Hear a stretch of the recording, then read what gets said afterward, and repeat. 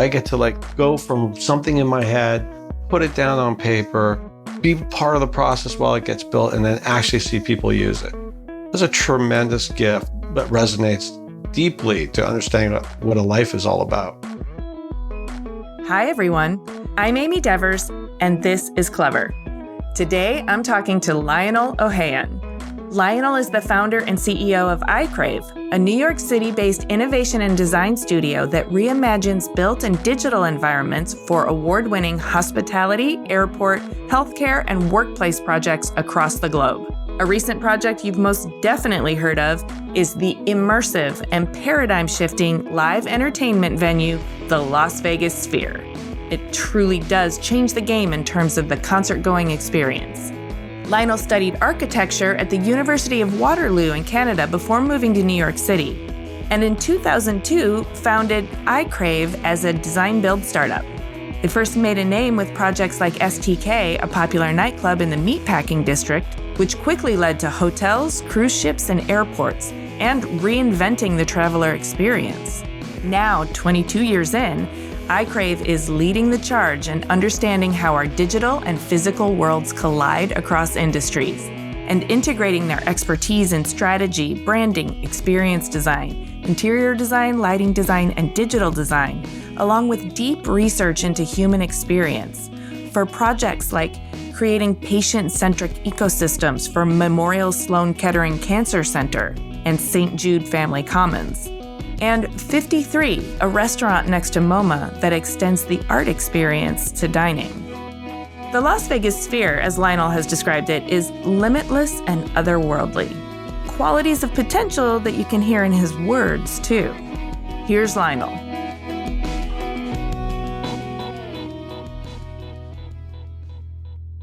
My name is Lionel Ohayon. I currently work in Miami and New York. I'm an architect by training. I work in the space of solving problems using design thinking. And most of our work is in the space where people connect in real life.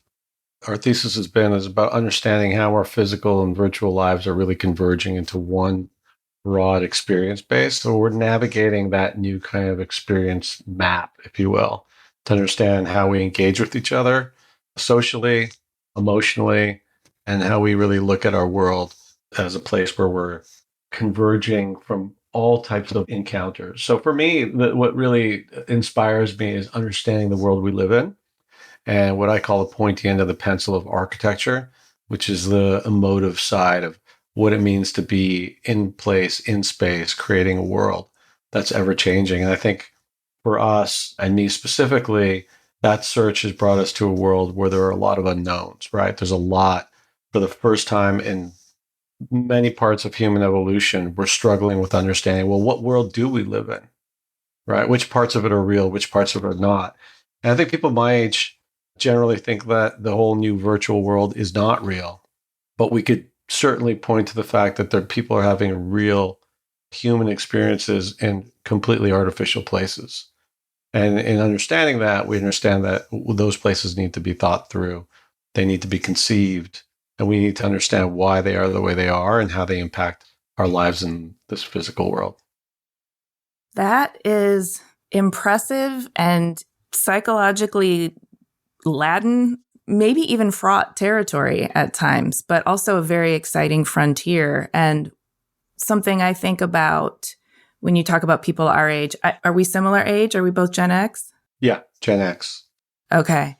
And thinking that space is not real is that invites a certain sort of disconnection from it. They're not participating in the building of that world. And that's a problem because we need all people building that world that is the world we're all converging into. Well, there's no doubt. And I think we're dismissive of it, right? And we just don't understand the weightiness of what it's doing. I think people are starting to understand the impact of it, right? Like what's happening with our children, what's happening with their happiness, and where they seek satisfaction and what meaning is around their lives. And yeah, I've always felt that architecture plays a super important role in the world we live in, right? It's not the buildings we build, it's creating the world we live in. It's the spaces we inhabit. It's where our lives take place. Yeah, it's where delight and happiness and joy and grief and all those things take place, right? And we impact that. So someone said to me, well, what agency do you have to design the metaverse or the virtual world or whatever it is? I was like, well, who has it if not me, right? Yeah. Like who? Tell me who should be designing and conceiving this world. I think in general, architecture as a profession, probably since the 1700s when the first engineering school was built in France, has been parsing off pieces of its kind of domain, right? Like architecture as a kind of like as a part of society, right? Like the part of society that said we got to build the cities we live in, and they need to be good places for people to live. As it got more complex, the world of architecture got smaller and smaller and smaller and smaller. All of a sudden, there was landscape architecture, there was interior design, and so on and so on. Millions of different disciplines that got clipped off of it until maybe architecture itself, urban planning, all these parts used to be part of an ethos of thinking. Yeah. I think architecture has been gutted, right? It's really just like, well, we need somebody to sign off on the stuff and design cool buildings. And I think that I'm being a little bit extreme, but it's kind of like if you look at the progression of how architects have lost control over the narrative of the world we build, right? The part of society that's paid for it is the health of our cities, right? That's really the issue, is that there's no kind of overarching vision that has authority over understanding what that world can be. And it does require new types of thinking and new types of experts to sort of solve for it. But it needs to live under some sort of house, which it doesn't right now. And I think, like, for me, that's like the most interesting space right now, because whether I code in some software or not, that's not really the question. The question is, what is that world going to be about? I do think over the last several generations, we've separated into these specialties. And now we're starting to realize that when we're all siloed off, we're not benefiting from shared knowledge. We're not benefiting from the cross-pollination. And we're also not thinking about things holistically, as you pointed out.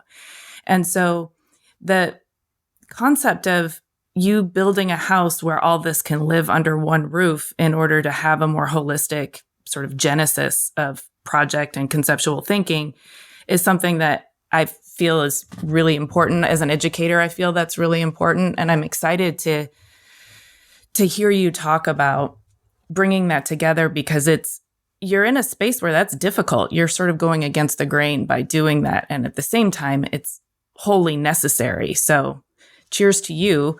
Before we get deeply into what you're doing right now, I'd love to understand how you got to be so interested in this. And to do that, I really love to understand where you grew up and what your family dynamic was and what kinds of things interested you as a kid. And I know you've always wanted to be an architect. Where did that grow from?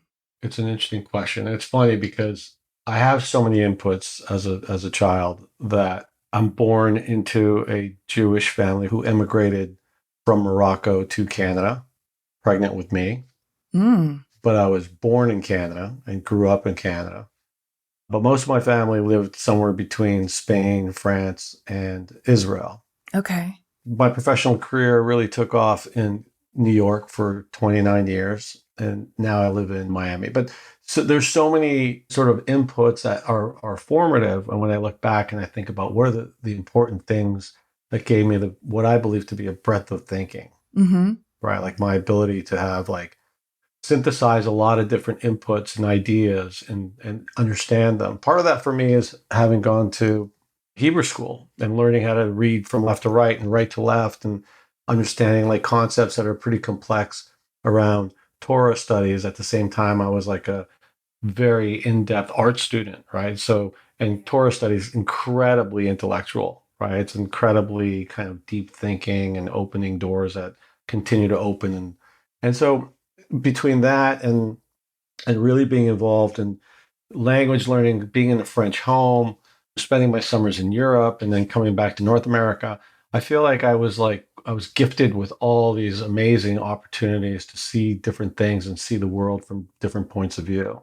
And I think that is something that I think a lot about with my own kids, is about like how broad, what's the breadth of experience that I can offer them, right? So they don't live siloed in one world of thinking. So that to me has been a critical piece of like understanding what it is that I understand, what my point of view is, right? Because it's not singular. Yeah. Having a lot of inputs and understanding what your point of view is, but it also sounds to me like you were comfortable with complexity from a young age and also comfortable translating across worlds, translating across physical space into, let's say, written or artistic space. And that communication, I'm wondering how that skill set that you were exposed to and probably developed from early on, I wonder how that informed your, let's say, teenage years and the rest of your growth. It's interesting because, I went to a public high school. I begged my parents to let me leave Hebrew school and go to a public school. So we cut a deal and I got out, which was interesting. But it was also really another piece of this puzzle where all of a sudden I was like exposed to a whole breadth of types of things that you didn't always get in a private school. I remember that I sort of crossed a lot of different groups of friends. Like I had friends who were, in the art program, right? And then I had my jock friends. And then, kind of like to party and mess around. I had party friends.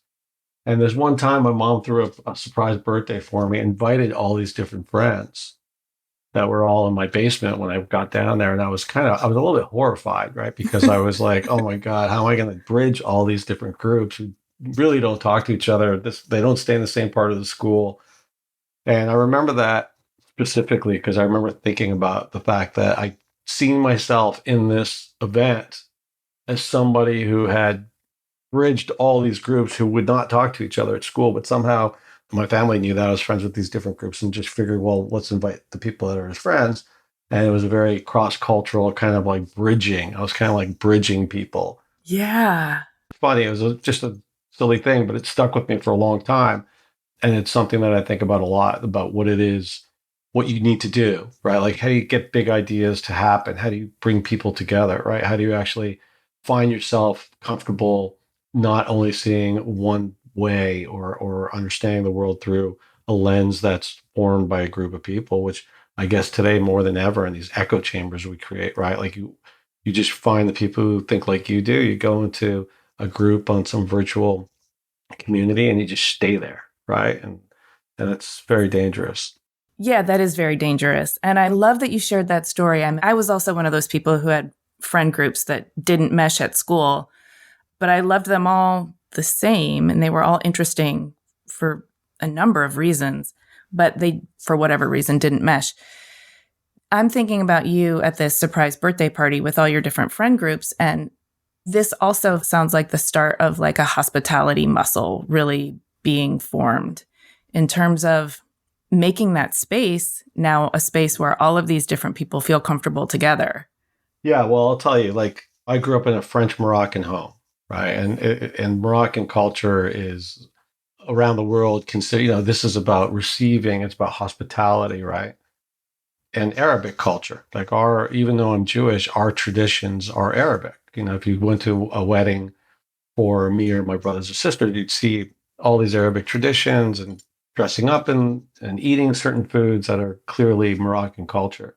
But at the core of it, we grew up in a family that was constantly receiving people, hosting events, creating these moments of like family and holidays together. Mm. So I grew up in a house where it was like kind of like pouring tea, bringing dessert, bringing nuts and fruit after dessert. Like this is constant kind of like ebb and flow. So I learned that through my extended family, spending summers in Spain with like groups. And I tell clients that a lot. And I'm like, look, I can gild your venue in gold, right? But if you have a restaurant, you don't know how to receive people, you don't understand the nature of like why you should do it more this way or that way. There's nothing that anyone's going to be able to do for you until you get that right? You understand the experience, you understand what it means to receive somebody in your house. And a lot of what ICRAVE has done has really been about breaking open this experience. What is the experience of receiving somebody in your home? And so certainly I think that I was completely predisposed for thinking about, even if it was going to be architecture, which I always wanted to be, it was always going to be in this hospitality side. Interesting. I mean, I know you cut a deal with your parents to go to public school. Was that evidence of a rebellious streak, or was that just an adventurous side who needed a different experience? I'm trying to understand if you went through the normal awkwardness that most teenagers did, or if you were just like already on your path and very driven. I would say I was more kind of like on my path, right? Like I'd never strayed from this idea that I was going to be an architect. If you met my third grade teacher and you said, hey, I met one of your students, they would ask you, did he become an architect? Okay. Not that I wasn't awkward, I'm sure I was, but I was good in my skin. I was very comfortable in my skin. I just, I grew up in a very multicultural neighborhood. Canada in general is very multicultural. I had lots of friends from my street, from my neighborhood who weren't Jewish. And I just wanted to just like do something different, I was really interested in art and I wanted to evolve more. Have you always been proactive about your own evolution? Always. I sometimes tell people that my superpower is my ability to stand next to my ego and have that conversation, It's like you have to be able to know who you are and what your core is. And you have to know what your ego is when you're kind of reacting to that. If you can sort of literally have an out-of-body experience and understand those two things, you can get some clarity about where you need to be. Were you always so conscious of your ego and your sense of self-assuredness and composure? Look, architecture school was I went to the University of Waterloo. Mm-hmm. It was a very, very difficult program to get into. I was very competitive, right? The first year design award was like a big deal, and I knew I was going to do whatever it took to win the first year design award. And I say all this because after I got the award, I just kind of was like, all right, you got the award. Congratulations. Like, what did you give up to get the award? And give up a lot. It was like hardcore. You went to RISD, it was hardcore, competitive. You never get an A at University of Waterloo. So to actually get there and get one felt like you climbed a mountain. Mm-hmm. But I also realized that my friends who were just normal people who went to normal universities in first year were partying and having a great time and all sorts of other stories that they were doing, which I didn't get any of, right? I was just like working for a year. And so I kind of came back in second year and I kind of was like, yeah, whatever, I'm just going to do my thing. At first, what it did for me is like a professor would be like, you know what, Lionel, don't even come to class. You're good at what you do. But if you're just coming here to mail it in, don't waste your time. Oh, Which was like a byproduct of me pulling back too far. okay. And the other part of the byproduct was that when I did lean back in, I leaned back in to search for the things that interested me. Yes. So I wasn't like trying to package the perfect project to get the mark. I just had some things that I wanted to explore. Yep. Right. And I just spent the next 5 years exploring things that were important to me without this kind of anxiety, like, oh my God, am I going to get recognition? Am I going to get the grade or whatever? And so a lot of times my projects weren't finished, but the ideas that they were grappling with were a lot bigger than I would have taken on because I was worried to finish it on time or whatnot. And I was comfortable with that. I was like, I don't know. I'm not sure what the answer is to this, but this is where I am. This is where I'm going.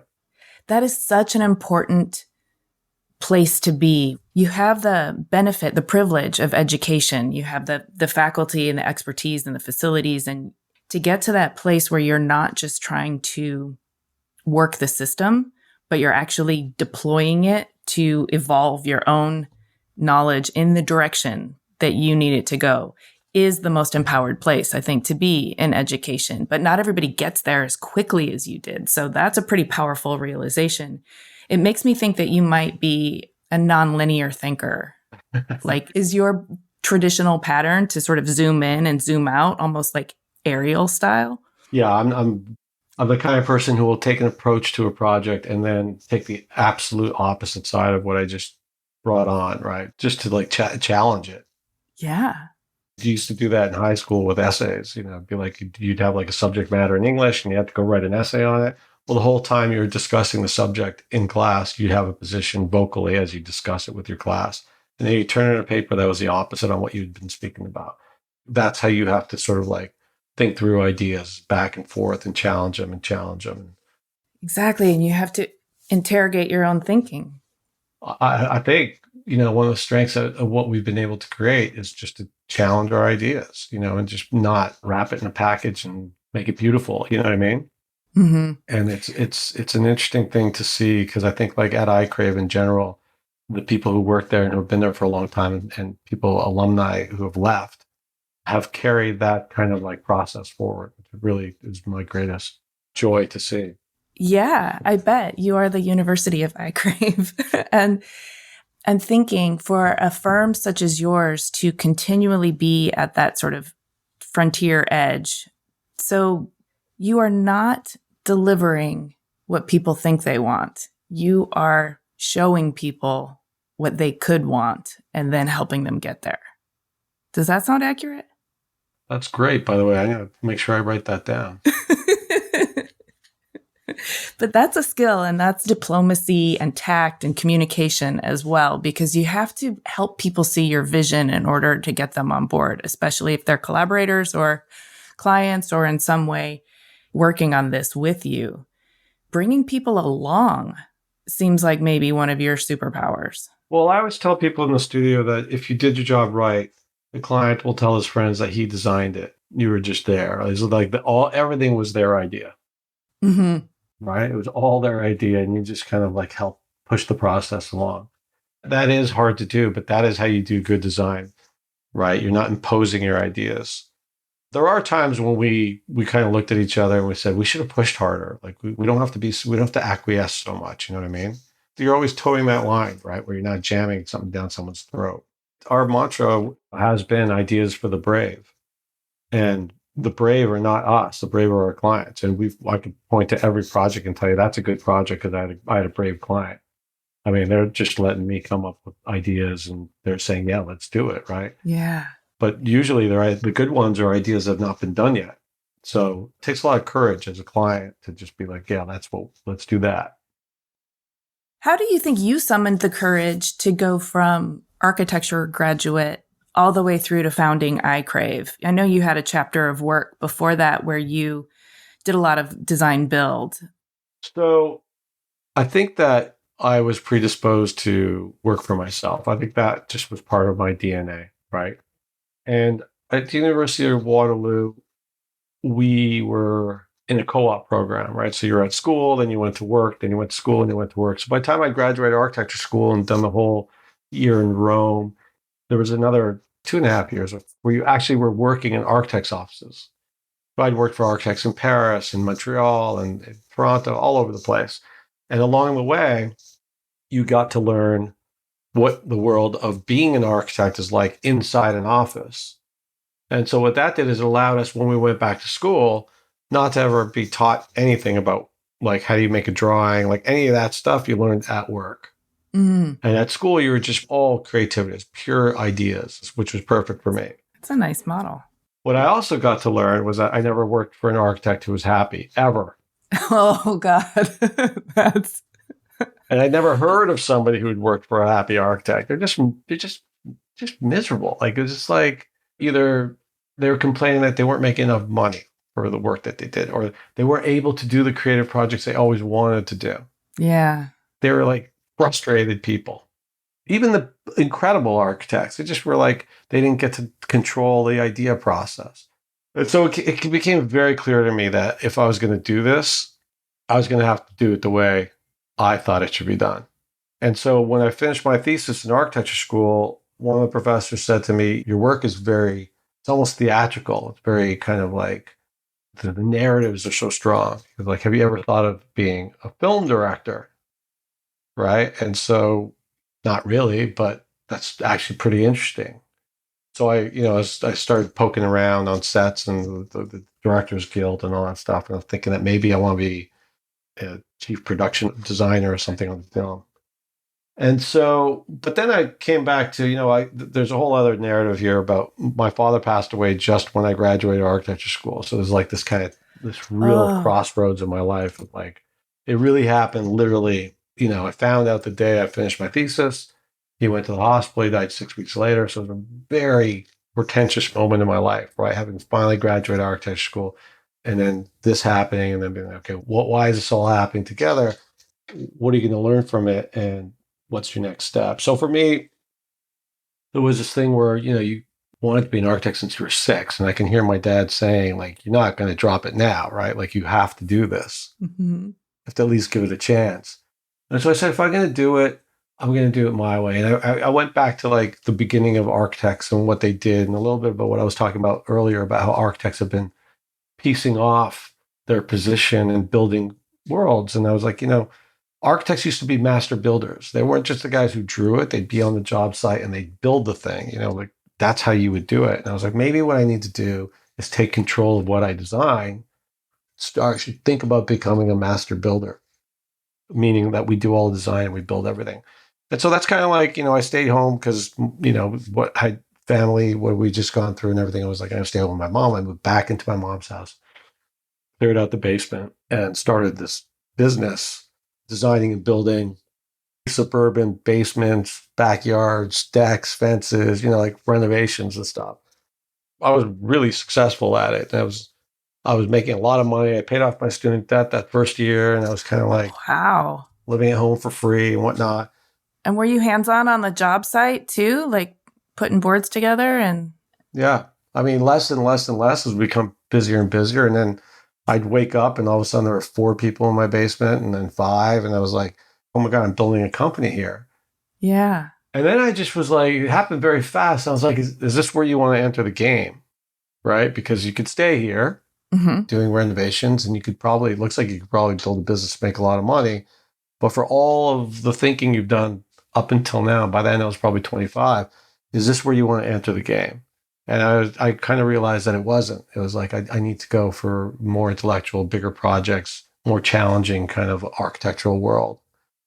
When I got brought to New York, which was just a year later, I was like...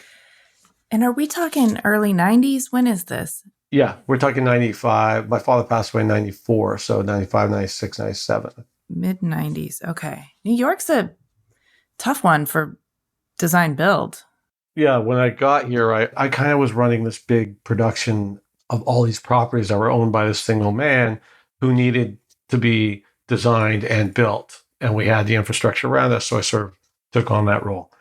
And I learned a lot. We built very complex things, and we had our own kind of shops and our own teams to build it all. So manufacturing became a really important piece of the puzzle for me, and understanding how things actually get built. When I left there, I found somebody who had a design build firm doing real projects in New York City. And the question at that point was like, are you ready to really go into New York and just be a design build guy on your own? And I wasn't. I just didn't know the lay of the land well enough. And so I met this guy and I started working with him. I really ended up in a suit. I ended up in a suit with a tie on. And about 2 years into that... You say that like it's so not you. Oh, God. I literally had an epiphany one morning. And I was like, I had my head against the mirror in the bathroom, right? I was putting my tie on. And I literally said to myself, I'm not paraphrasing. I said, choke yourself with that tie. I said, what are you doing? I literally had this conversation. I said, you spent your whole life working towards something. And who are you? Like, what are you doing? And that day I literally quit. Wow. I said, I can't do this anymore. And that's a whole other bunch of reasons. But fundamentally, I was like running around with brokers, real estate brokers, and trying to get deals and commercial interiors and stuff. I was like, what are you doing? And at that point, I stopped thinking about, should I be in New York? Shouldn't I? I was like, I quit. I was in a 1-bedroom apartment. I moved my bed into my living room. I bought 2 doors at a hardware store. I turned my bedroom into an office.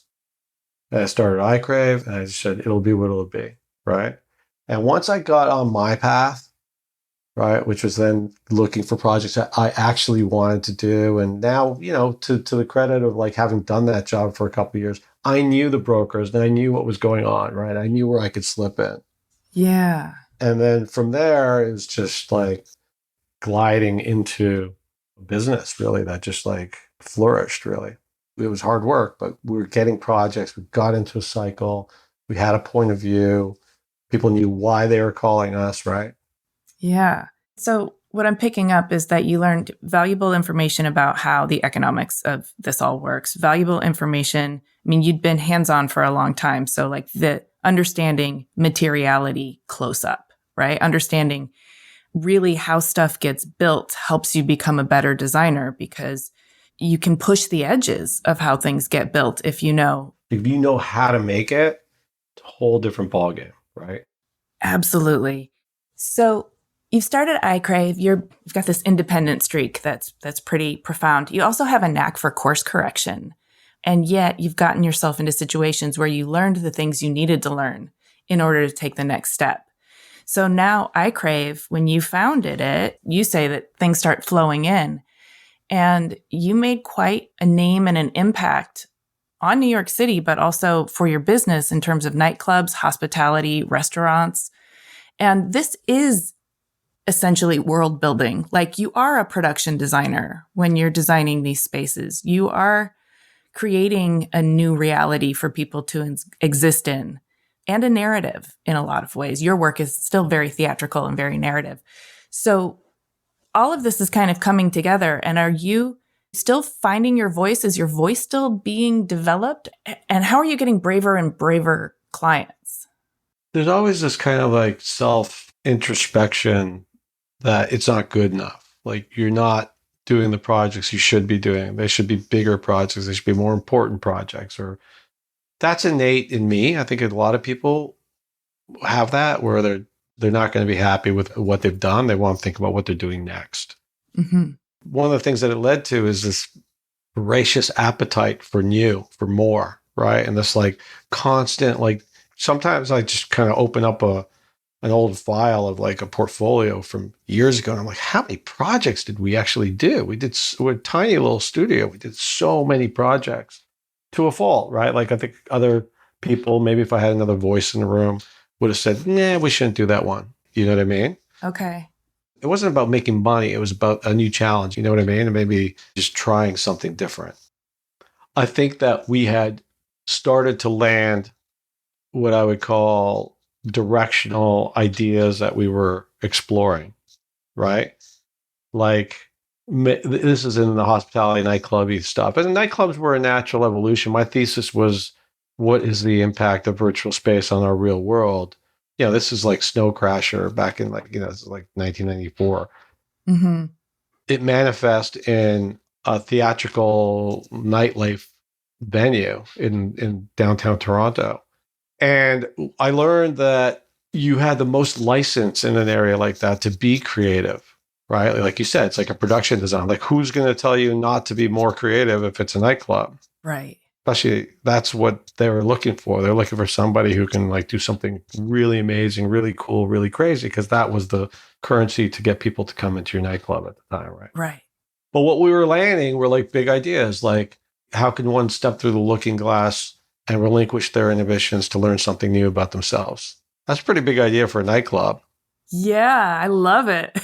But those were kind of like, that was like the driving principle in all of those nightclubs was like, can I learn something new about myself? And, like you might have gotten up on a table and danced in a nightclub on a table.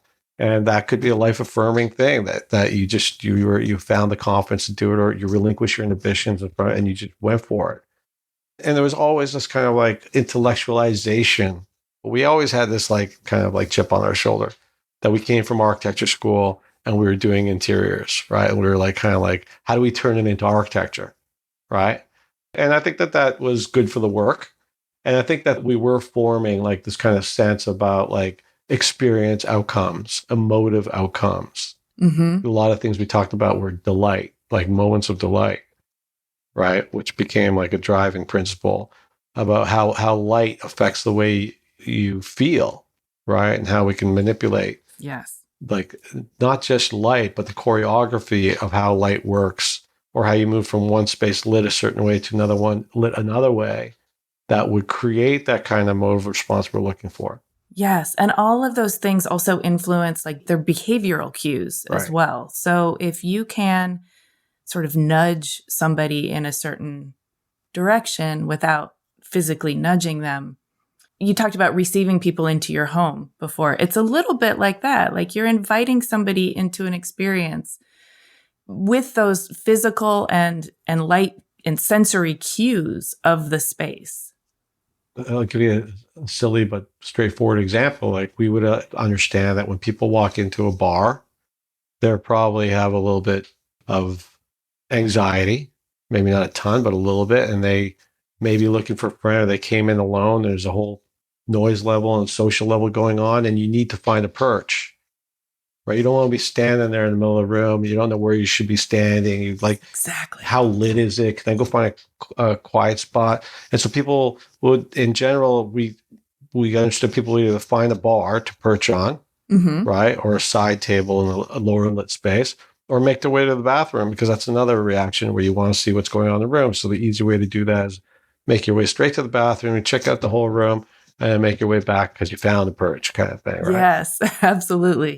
And so we broke down these kind of very banal things and tried to understand what it meant and how it was going to influence our reaction, because we wanted to be good hosts, right? We wanted you to feel good. You know, we never had people leave through the door they came in, because people might be coming in, and if they see people leaving, then it's kind of like a negative kind of signal, like, oh, why are these people leaving? I'm just walking into the club. Why are people leaving already? Right. These are very tactical, but no, but those are important.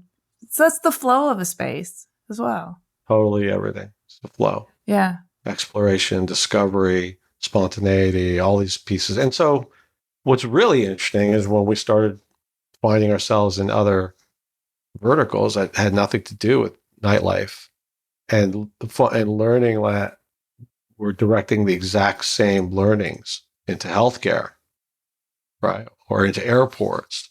Yes. And it's like, oh my God. So yeah, we're not doing design architecture here. We're doing something completely different.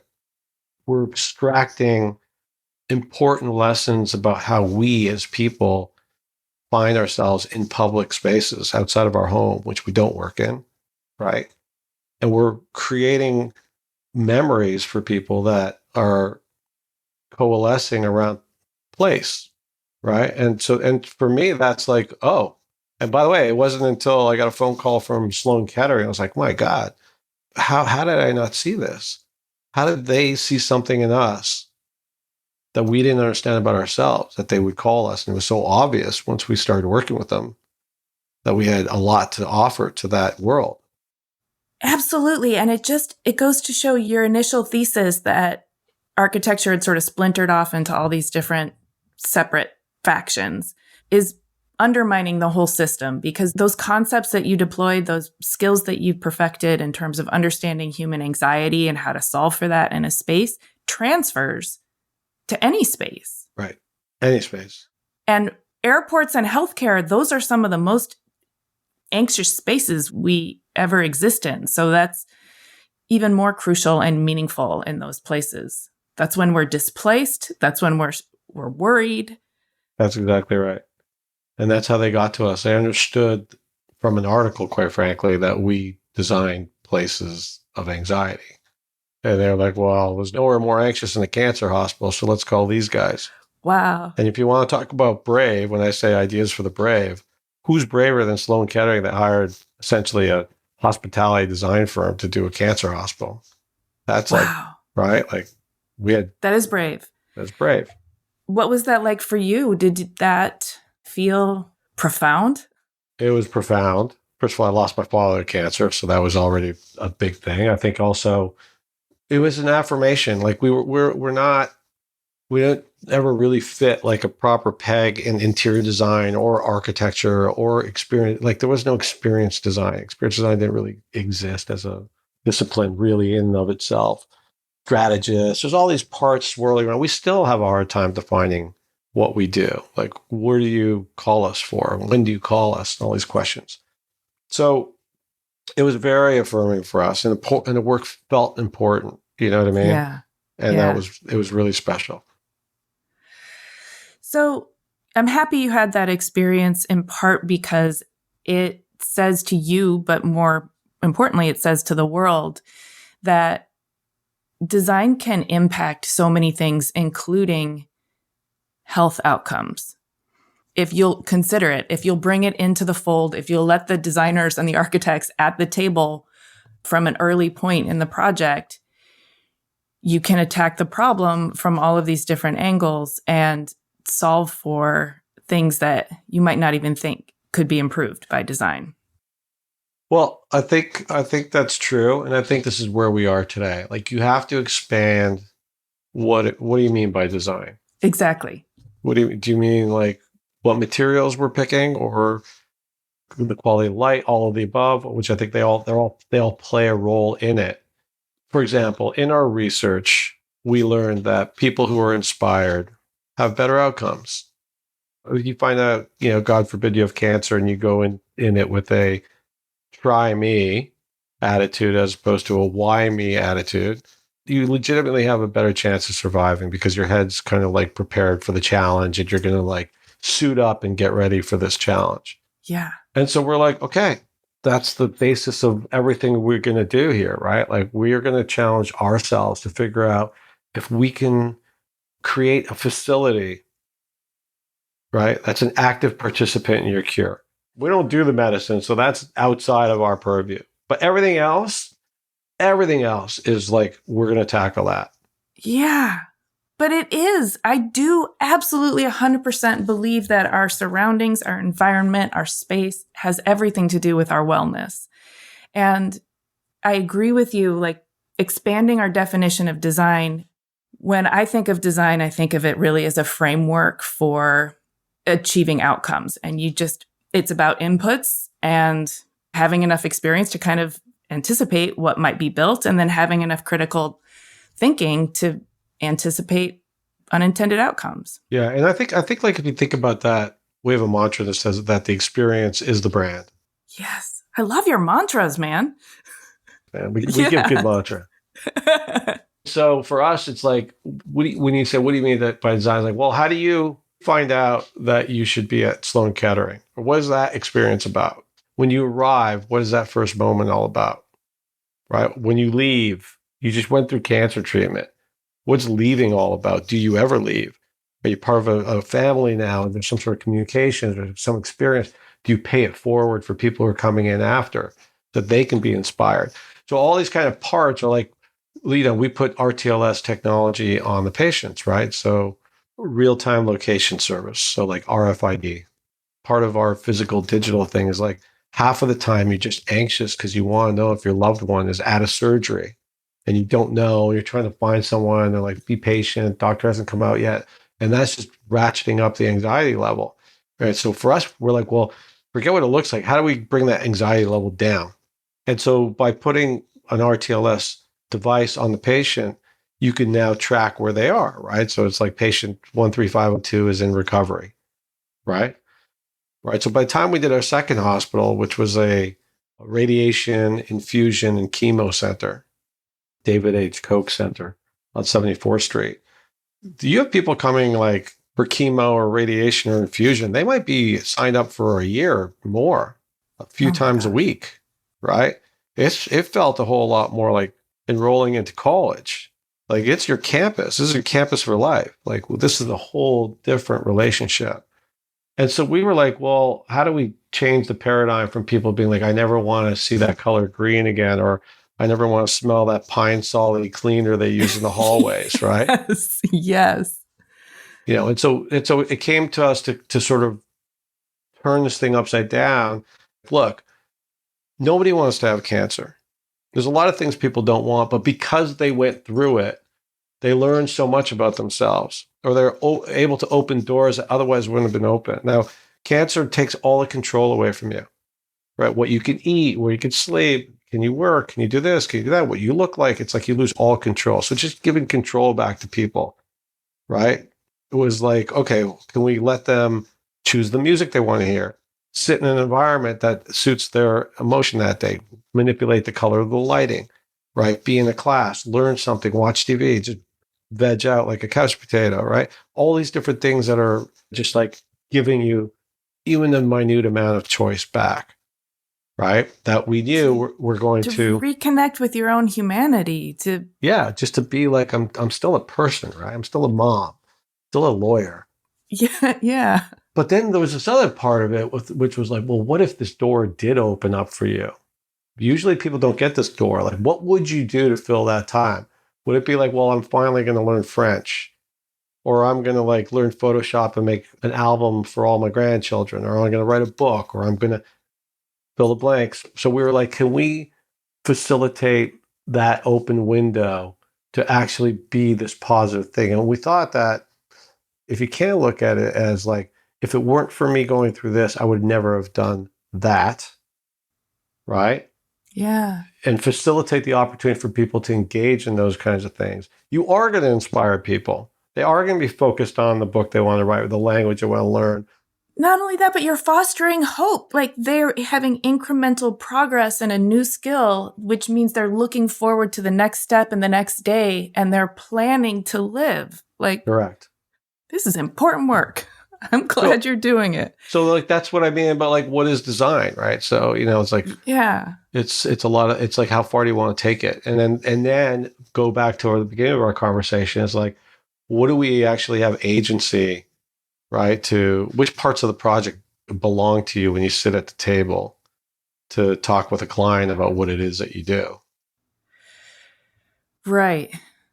In that question, what parts of the project do you have agency over? How do you navigate that? Do you sometimes buy more space for yourself? I do. I'm constantly buying more space for myself. As a matter of fact, I'm moving further and further and further earlier into the process. For me, if the project's baked, it's too late for me. It might not be for my company, but for me personally, at this stage of my career, I want to be there when we're trying to understand the why and help form the why of any project, right? Yes, I understand that completely. And I'm wondering, were you there for the why on the sphere? No, definitely not. That was, you give Jim Dolan total credit for that one. Okay. We were there for the why of the experience of the sphere. Okay. But why sphere exists, he completely had a vision and said, I want to have this spherical thing and I want to do A, B, C, and D. When we were brought to the project, there was still a ton of room to figure out, well, okay, so is this a stadium? Is this a arena? Is it a concert hall? What is the experience? What is it going to feel like when you arrive here? What world does this posit for you? We were really focused on the physicality, like where and what, how do you arrive? What's your emotional response when you enter there, right? And what kind of world can we build? So for us, I think that when it clicked, when I went there, and there still was no roof on it, and we kind of like understood the scale and what the client, what the customer would be going through when they arrived, and how vast this thing was going to be. Have you been yet? No, I'm dying to go. Yeah, it's to their credit at MSG and Jim specifically. He really has kind of reinvented the way that one can experience a live show. And Bono said it on stage opening night. He said, "This is solving the problem that arose in Shea Stadium when the Beatles played in whatever it was, 1964." It was the first time that someone had like done a big live performance with sound speakers, right? And apparently at that show at Shea Stadium, you couldn't hear the band because there probably weren't enough speakers for that many people ever designed yet. And the band couldn't hear themselves at all. Oh, right. Yeah, this is legendary. Yeah, and from that moment until this, nobody had just designed a place specifically for listening to music, right? Or seeing a big show. No, right. There were these big venues that were repurposed for other things. Yeah. And so it did sort of put a stake in the ground. And we were like, okay, well, what does it mean to arrive here? Where are you? And that really was the genesis of this idea that we saw the sphere as like the proscenium moving to the skin. Like as soon as you cross that kind of skin of what that sphere is, you were inside the show, right? What we're hoping to do is that erase that line between spectator and spectacle, right? Like you are now part of the spectacle inside this world. And so we wanted people to feel like they would step through the looking glass as one of our original kind of mantra, stepping through the looking glass and be the spectator, right? Erase that line. The stage is everywhere and you are part of the stage. Wow. So, having done this, you've made a name for yourself. You'll be doing more of these. But I also understand that you're continuing to do a lot of award-winning work in the restaurant space. And I think of it as a really important space for communities, but also for society. And so I wonder if you can talk to me about some of your restaurant work and maybe how that's moving, like what direction you feel you're evolving in terms of that. Yeah, sure. When we got a call to do a restaurant on the extension of the MoMA, at the base of the MoMA, I think for me, it was an important time for me to understand iCrave. I don't know if it was 20 years old yet, but it was right around there. And at this point, I'd lost the kind of immediacy of working on a project. It'd been a long, long time since I had a project that I could just completely say, I did that project. You know what I mean? I have directors have teams. I kind of do this executive creative direction oversight and client relations and stuff. But I'd stopped doing the reason why I'd been the designer my whole life, which is actually design something. I just kind of wanted to do it, right? It was at the MoMA. It's a really cool opportunity. And I really, really wanted to make sure I was all over it. For the first time in many years, I took like a direct role in being the lead on a project and really thinking through things that, again, that I that I was struggling with, right? And I think like in general, what I call the Brooklynification of Manhattan had been going on for a long time, where everything needed to look like it'd been there forever. And it was like the bespoke bent wood with a piece of copper on it, just like, yeah. Okay. I feel like design had moved into a Pinteresty, this is what restaurants look like kind of thing. And so I was like, well, what does it mean? What do I have to say today about a restaurant?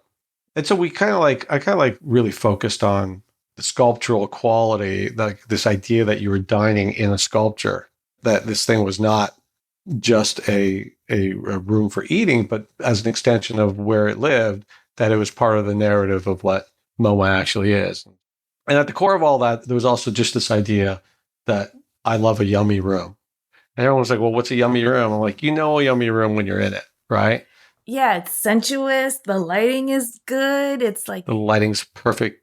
You can hear the people at your table. Yes, right? You can hear them. You might hear the clank of a wine glass. Just like the right sounds pop out, but not the cacophony of like people laughing and cackling and all sorts of things.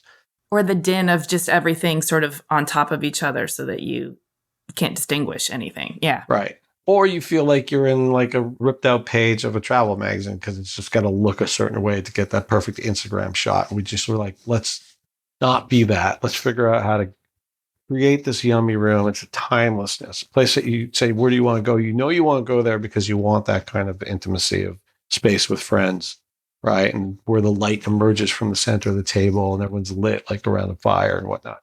So these kind of like things were like super important. Oh, and by the way, it wants to be a sculpture that you're living in inside the MoMA kind of thing, right? Yeah, that's it. That's all. So it was very cathartic for me. It was super important for me.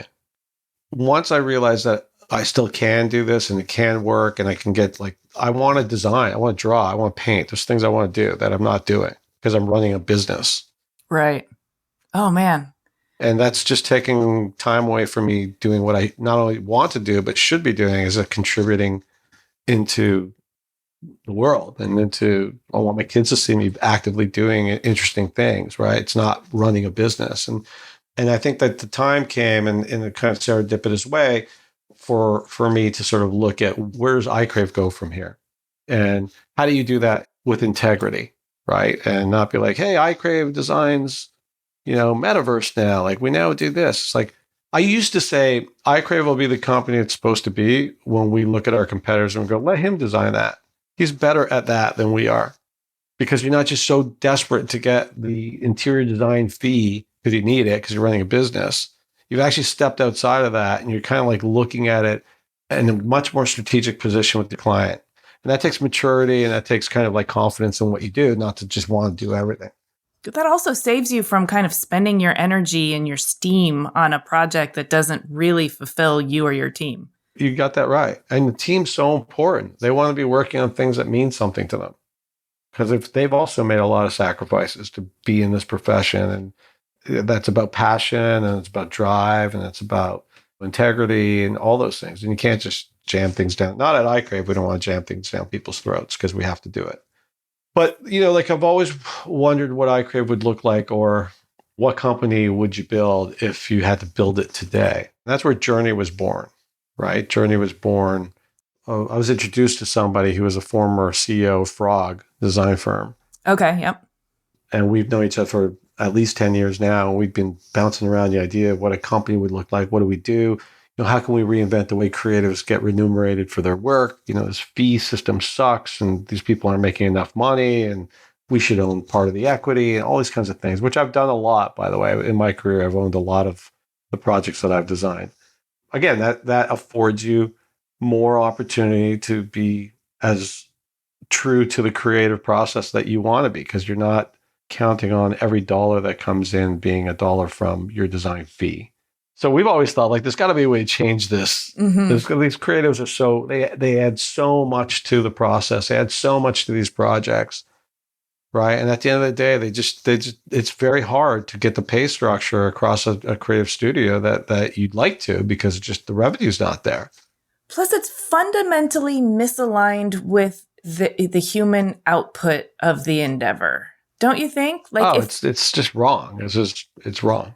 If you're just paying me for my service and I'm putting in all of this energy to sort of imagine what could be built for you on behalf of your brand and how it's going to function for you and your customers, and then when it's designed and I'm not getting paid anymore, I've just been squeezed dry for this thing that continues to serve you and your brand forever and ever, and potentially grows your brand, not just your bottom line, but your cachet and all of that. Yeah. Well, look, I'll say it this way. People will always exploit passion. I get to do something that a lot of people don't get to do. I get to wake up every day and do what I love every day. Right? I get to think about ideas. I get to go from something in my head, put it down on paper, be part of the process while it gets built, and then actually see people use it. That is a gift. That's a tremendous gift that resonates deeply to understanding what a life is all about, right? And if you, it's a really sad thing. They know that there's passion in it, right? And so it's sad. That's what bothers me the most about it. It's forget the hard work. If you just understood how much passion people are putting forward, how much of themselves they're putting forward to solve this problem for you, would you rethink it? One of the things that's so really arresting about that, it's making me really uncomfortable, is this idea of passion being extracted, as opposed to understanding that if you contribute and reciprocate the passion, then it's generative and that everybody wins. And so it's almost like a fossil fuel, if people continue to exploit the passion of passionate individuals, it does not serve humanity, including the person who's doing the exploiting. You're right. And we do not live in a world that's set up today for people to be passionate. They're better off being the opposite. They're better off being callous, because everything is a get-rich-fast scheme, or some sort of evidence that you could do nothing to make a lot. It's a different culture. It's different. Listen, I'm scared because I have kids, Well, that's what I was going to ask you. As in your parental fatherly role, do you want your kids to see you passionate, or do you want your kids to see you safe? I think my kids are safe with me being passionate, because that's who I am. And I'm more concerned about if they find their passion. That's my job right now. I have two jobs with my kids, right?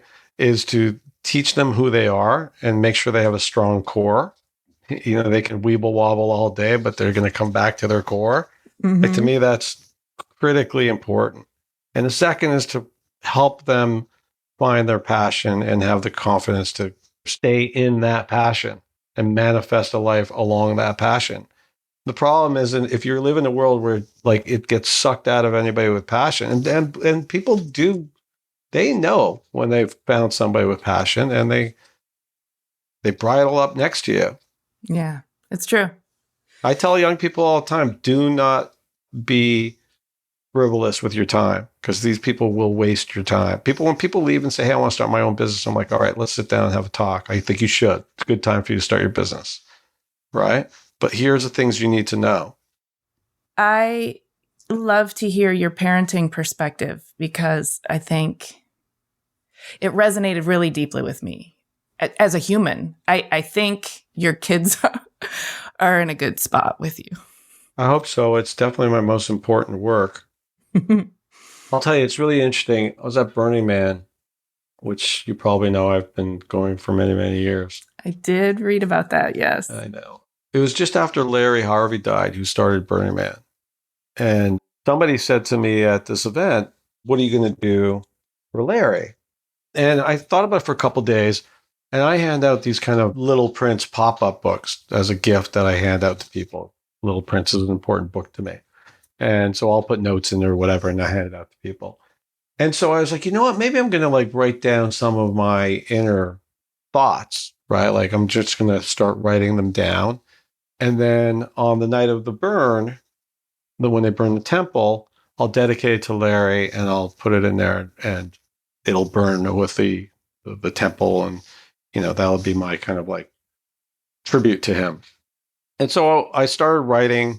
It took me a long time, a lot of procrastinating. And I started writing and I realized that I was just dropping ideas and stuff that have been with me forever. Right. And it's like, if you ever this, then always remember that. And like, going through and I'm writing in the margins of the book. So the book's now like this codex kind of thing is getting thicker. And my wife comes back into the RV and I'm like, I'm not burning this book. I'm giving this book to my kids. Are we crazy? I was like, could you imagine if your dad or your mother gave you a book like this? And so I think it's important with kids, the idea of raising exceptional children isn't that they might be the president of the United States or the CEO of a company, right? It's about, you have to define what that means to you, right? Every parent should have like a clear idea of what the project of raising their kids is, right? It's the most important project of your life. You're like, well, what does exceptional mean? Because that's the only reason we're here. It's the only reason we have kids because we want to make a better world. Well, maybe that's not what everyone thinks. That's what I think. And so that exceptionalism probably lays in empathy, right? And it probably lays in strength of self and having like a point of view that's based on some sort of ideals that are fair and valuable, right? Without overburdening your children with your own precepts. And so for me, like one of the things that I've always recognized, especially as a Jew and being challenged as a Jew a lot, is knowing who you are, knowing what virtues are important to you and what you believe is right and wrong, and understanding why you believe that. It's not dogma. And so for me, like this idea of like being able to resist this current trend of like tumbleweed egos that you can't say anything to anybody, because if you dare say anything that will hurt anyone's feelings, that we haven't like fortified, these kids with enough sense of who they are to just be able to say, yeah, that does offend me, but I understand your point of view and let's have a conversation about it, right? Like that to me is so frightening. If you're offended, that is the pinnacle of what is an affront to you, right? And I think that, I already see it with my daughter. She's like really upset with me because I hurt her feelings. She just turned 8, right? And she was really mad about it. I was like, Charlie, I'm going to hurt your feelings a lot, right? Like my job here is to challenge your feelings. And I gave her first mantra. I said, your feelings don't control you. You control your feelings. Yeah. This is your mantra. It's like, you are not formed by your feelings. You need to be able to like have your central core strong. You need to be able to understand who you are and that you're not the summary of all things that happen to you. You know what I mean? And I think like I could see it happens at an early age. Like they are like, hey, those are my feelings. Now your feelings are important, and you should be able to understand that your feelings feel a certain way. You should be able to react to them. But they're not the pinnacle of like why you exist, right? We have to confront those things. And so for me, like I think it's indicative of like you need to have a sense of like your core and where it comes from and what your history is and why you are a makeup of all these different things, right? And what the world has offered you. I didn't grow up like my kids. I think my kids are growing up much more affluent than I am. Mm-hmm. And so I'm like, what do they need to know that I had to deal with or that where we came from? Right. So that it's part of who they are. Yeah, I think it's interesting at that young age, like the concept of feelings and also learning to honor your feelings, but not let them control you. Learning to not take things personally or define you or internalize them and let them inform your sense of self. Like that's kind of a difficult, abstract concept, especially when feelings are flooding your system. But I understand what you're saying in terms of helping guide that shaping, that process in terms of learning to understand where you are in relationship to your feelings, understanding who you are in relationship to what happens in an external fashion in terms of what people say or what happens to you. I think that's a little bit of what we were talking about earlier about being able to stand next to your ego, right? Yeah. Yeah, I think it is. Yeah. I never thought of that before, but I think listening to you, I think like, yeah, like, okay, this is how I feel. Why do I feel that way? And could I feel differently if I thought about it differently? If I reframed it for myself? What's making me feel that way? Is that my ego or is that something that I really like? Absolutely. Yeah. I think that I just really pray that we're able to step through this moment right now to kind of like, the world is kind of vibrating at such a bizarre pitch right now in so many fronts. Like, I think there's a purpose missing, right? And all these things that are happening all over the place are just indicative of like a lack of kind of like vision or purpose about where we want to actually go. We're just always getting bounced around from one thing to another. It's frightening. It is frightening. I do sometimes just derive a lot of hope from my students. Sometimes the next generation just astounds me with their clarity and sense of purpose, and it gives me a lot of encouragement. That's amazing to hear. I'm really happy to hear that. You are a profound man, Lionel. I've enjoyed every second of this, and I feel completely enriched from having shared this time with you. Thank you so much. Well, so do I. Thank you so much for this time. It's been great. Hey, thanks so much for listening. For a transcript of this episode and more about Lionel, including links and images of his work, head to our website, cleverpodcast.com. While you're there, check out our resources page for books, info, and special offers from our guests, partners, and sponsors. And sign up for our free Substack newsletter. If you like Clever, there are a number of ways you can support us. Share Clever with your friends, leave us a 5-star rating or a kind review, support our sponsors, and hit the follow or subscribe button in your podcast app so that our new episodes will turn up in your feed. We love to hear from you on LinkedIn, Instagram, and X. You can find us at Clever Podcast, and you can find me at Amy Devers.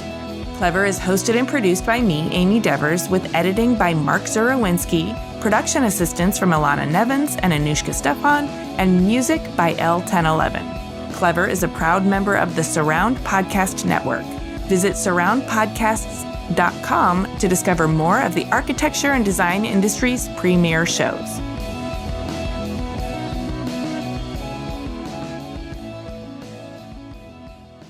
You know a yummy room when you're in it, right?